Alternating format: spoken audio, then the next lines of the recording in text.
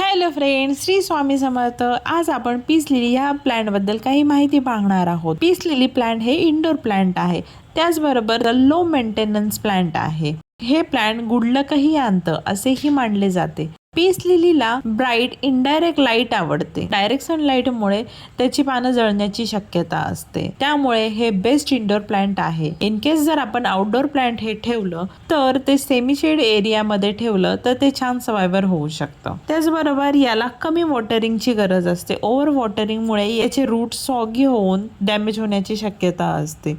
त्यामुळे जेव्हा पण सॉइलची टॉप लेअर जेव्हा पण ड्राय होईल तेव्हाच त्याला वॉटरिंग करत जावा. आणि काही कॉमन प्रॉब्लेम आहेत की पीस लिलीचे पानं येल्लो होतात किंवा ब्राऊन होतात. ओव्हर वॉटरिंगमुळे पीस लिलीचे लिव्स येल्लो होतात आणि अंडर वॉटरिंगमुळे किंवा सन एक्सपोजरमुळे त्याचे पानं ब्राऊन होतात. तर हे दोन कारणं असतात, लिव्स येल्लो व्हायचे आणि ब्राऊन व्हायचे. त्यासाठी इंडोर प्लॅन्टला वेल ड्रेन सॉईल तयार करायची. या प्लॅन्टची सॉईल तयार करताना 50% कोकोपीट यूज करायचं.